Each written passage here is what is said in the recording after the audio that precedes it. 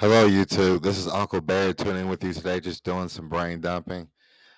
Today, I kind of wanted to talk about the Vols a little bit. I don't really do too much videos on them as just been busy doing a lot of personal stuff, but I wanted to give them a shout out because they beat Florida this past weekend. 22 years, I believe that's a long time to have a losing streak to somebody. It's been 22 years since we've been able to beat them at their home. And, I got a couple of friends that are really die-hard Florida fans for whatever reason. And, we like to talk trash every once in a while. But when I was thinking about that, I was like, 22 years? So, 2003 or something like that? I think I was like eighth grade, ninth grade, somewhere around there. It's been a long time since we've been able to beat them at their house. So I wanted to kind of give them a shout out, say congratulations to them. They looked like they wanted it. The way they came out, just uh, the second half was a little slow, but I mean, what else you really want them to do? Just keep like putting their foot on the gas, or just keep stomping on them just because they can? I mean, sure they could do that, but the way I look at it, this is a huge like recruiting opportunity because you've now beaten them 2 years in a row, once at your place and then once here.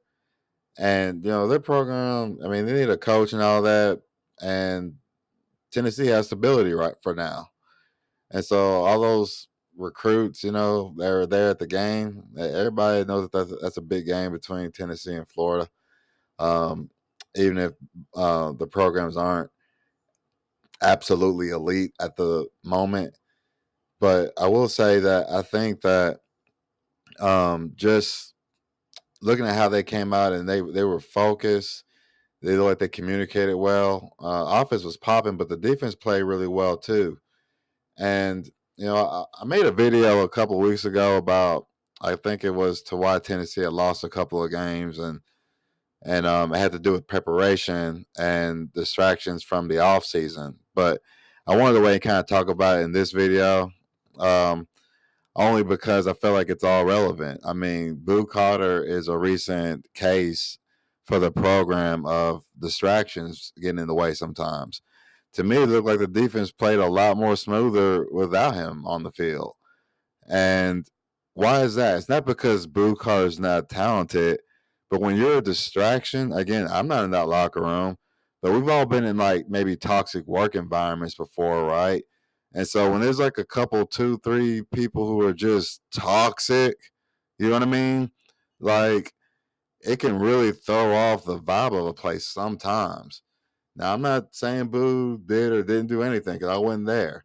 I'm only going based off the body language of the players and coaches, and nobody in that building seemed to really care for what he had going on, as far as like his lack of leadership abilities or whatever is that was going on in that locker room.